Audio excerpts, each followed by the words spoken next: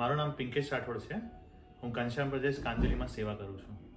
2016ની આ વાત છે. મારા ભાઈ ધવલભાઈ એમના સન મનનભાઈ સાથે હરિધામ દર્શન કરવા ગયા હતા. ત્યારે પૂજ્ય સ્વામીશ્રી અનિદેશમાં દર્શન આપતા હતા.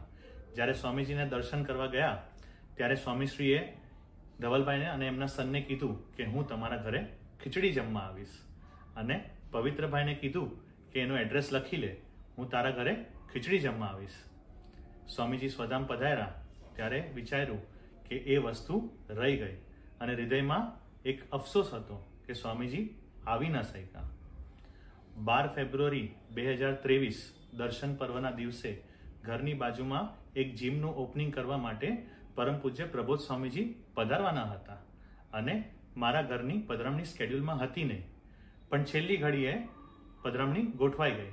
પરમ પૂજ્ય પ્રબોધજીવન સ્વામીજીએ ઘરે પધાર્યા, અને પછી ધવલભાઈ જે હમણાં કેનેડામાં રહે છે એમના વિડીયો કોલિંગ પર દર્શન આપતા પરમ પૂજ્ય પ્રબોધ સ્વામીજીએ કીધું કે જો અમે તમારા ઘરે આવી ગયા.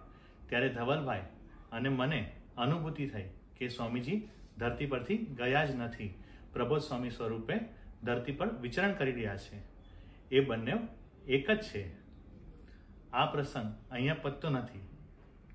હમણાં પરમ પૂજ્ય પ્રબોધજીવન સ્વામીજી કેનેડા પધાર્યા ત્યારે ધવલભાઈના ઘરે થાળ રાખ્યો હતો, અને ત્યાં એક્ઝેક્ટ ખીચડી ગ્રહણ કરી.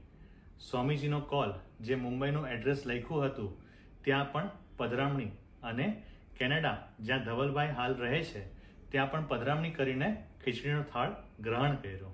જે કોલ સ્વામીજીએ આપ્યો હતો એ જ પરમ પૂજ્ય પ્રબોધજીવન સ્વામીજીએ પૂરો કર્યો.